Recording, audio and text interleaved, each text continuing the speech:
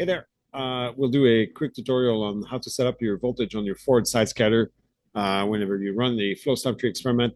Something you kind of have to do on most platforms, every single one of your experiment. These settings are very dependent on what kind of cells you're going to be using. And the starting voltage are typically whatever the QC protocol and software decided on. That was based on beads, and typically that's going to be wrong for your particular application. So whatever platform you're going to be using, we're going to do something like this. So we're going to talk about the voltage settings, setting up your scale on your axis. It's related to the voltage you're going to be using. We're going to discuss area scaling, and then other things you can do if you just cannot get your cells on scale. If they're really, really big, what can be done to make the data look proper. And so we're going to run a bunch of PBMCs. And maybe one thing to keep in mind is whenever we do flow stometry, what we're looking for essentially is the cluster of cells, right? And as you measure any events crossing the laser beam, they tend to cluster together on the graph into something that will make will get some kind of biological meaning. So when you look at the graph like this, for example, I just put the sample in. The first thing I would look is, do I recognize any clusters? But also, do I see any events that are off scale? So we see this like fat line on the very top bin of my axis. And then if I set a gate over here on the very top bin, you'll find that this gate actually contains quite a number of cells. We're at 15%.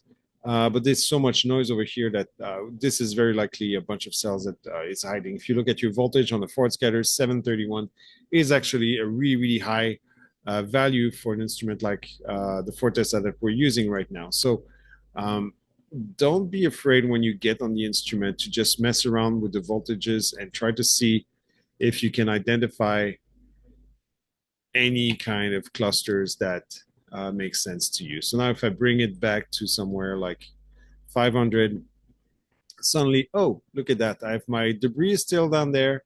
I'm finding a bunch of dead cells over here, my lymphocytes and monocytes over here. If I look at my cells upscale now, we're down to 1 something percent. And now we're pretty much good to go. So I went fast a bit here, but you saw that starting moving the voltage. I moved the population up and down my scale, my axis. What we're trying to do when you play with the foreign side scatter is basically bring your cluster of cells of importance, like the ones that you're actually studying, right in the middle, so that reviewers of your data will actually focus their attention on that cluster. And so moving the voltage too high, like we just saw, might move the cells off scale. At that point, you can't use that data at all. The alternative is moving the data at the bottom.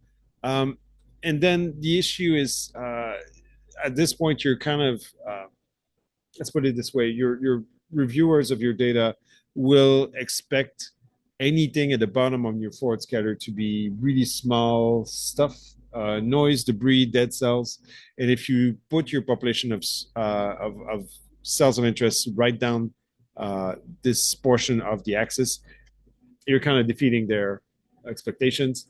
And you're raising more questions than you really want to deal with. So moving the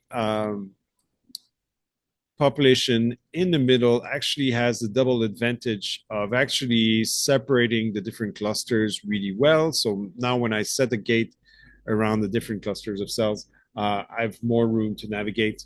But it also just makes the data look much better and remove any of the questions that your reviewers looking at your data might have if the population is too low, too high, and so on. Same goes for side scatter. And at this point, the idea is just to make sure that you're not losing any cells upscale. So moving, I'm a fan of the basically the second third of the graph of the axis on the side scatter. This looks pretty good to me. At some point, it becomes kind of a preference. On Let's look at our scales. So on the forward scatter, we've been using the linear scales. That's something you'll do pretty much all the time on your flow stoichiometry data. There's very few occasions where you actually want to look at forward scatter on the log scale.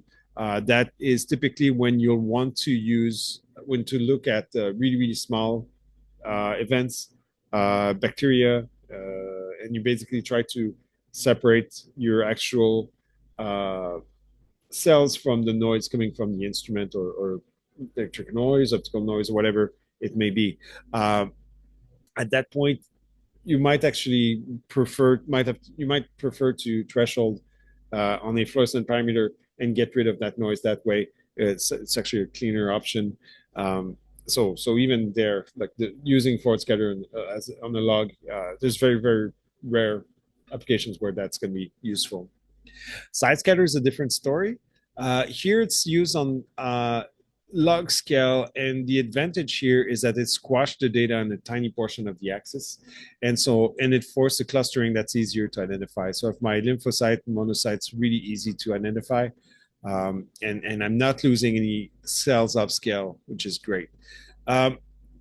You might prefer, if you want a really nice gate around your lymphocyte, moving side scatter on a linear scale actually is also pretty good, because at this point you can have a better separation.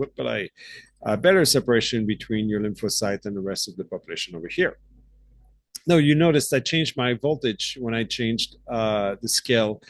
On most platforms, that's going to be the case. So depending on whether you want to look at the data on the linear or log scale, you'll have to make this adjustment on the voltage for the side scatter in order to make the data look proper.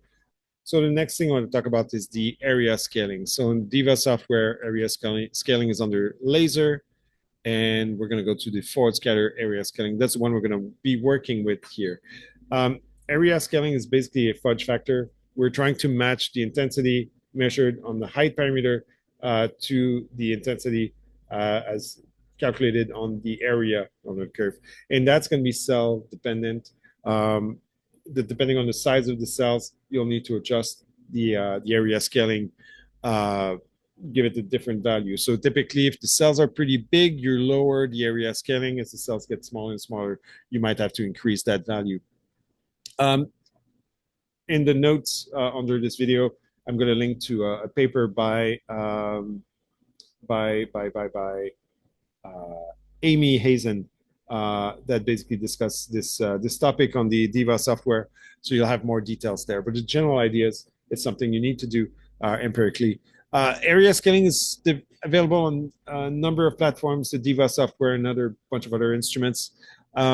What you want to do essentially is set a graph where we're going to look at area and height, and we're trying to essentially have our cluster of cells of interest. So if I set my gate around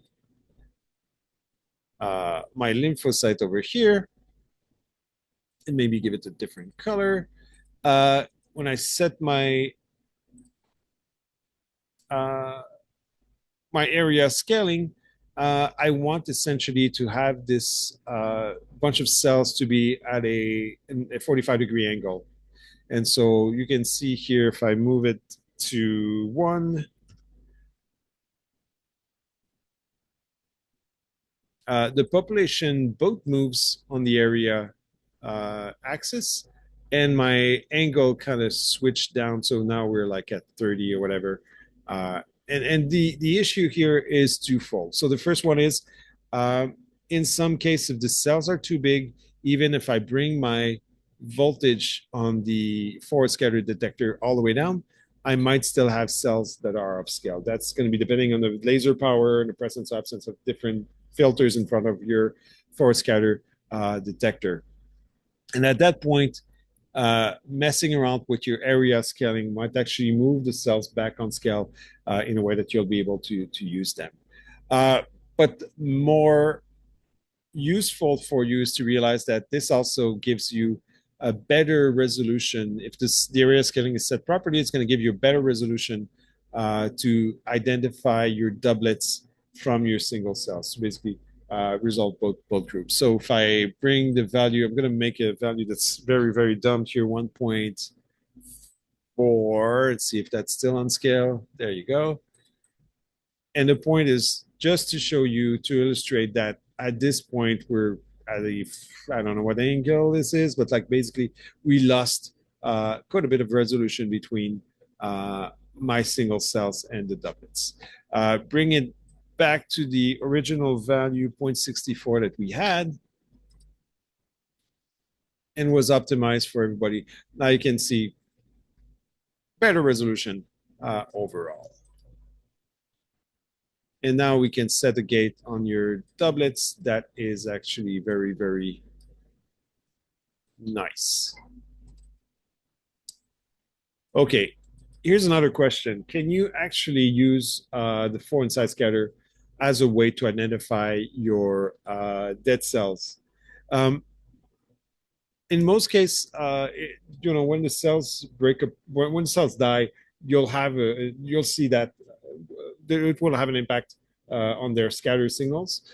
Typically, the cells will shrink, so forward scatter goes down, and everything in the cytoplasm breaks apart, so side scatter goes up. So we should be able to resolve them somewhat based on their scatter properties. However, it's not a perfect solution. It's kind of an incomplete way of resolving your dead cells from the live cells. If I actually stain those cells with propionate iodide, and if I go to my graph over here, let's apply by exponential this, well, maybe not on this one.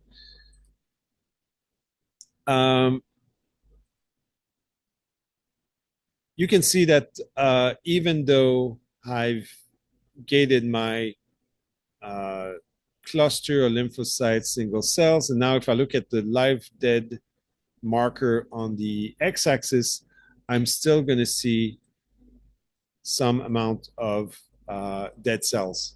And so you might think, okay, the percentage is pretty low, doesn't really matter, but really depends on your application. If you're looking at really rare population to begin with, suddenly these dead cells might appear as those that you're actually trying to look for, and generate these ghost population that are not actually particularly biologically relevant. So roughly, I'm trying to say use your dead cell discrimination markers as much as possible, just to be on the safer side of life. Okay, we're going to finish up with a couple of things. What happens if you cannot get your cells on scale? So that would be if you're using cells that are really, really big. Even if you bring your voltage, the forward scatter all the way to 0, basically just means you're not amplifying the signal here, and the cells are still really, really big and upscale. It sounds weird, but like the type of detector used for forward scatter in different platforms is somewhat different than the other ones picking up your fluorescent signals. So that might happen actually. What you'll do first is check on the area scaling. If you need to bring it down too much, and I don't really know what the value is.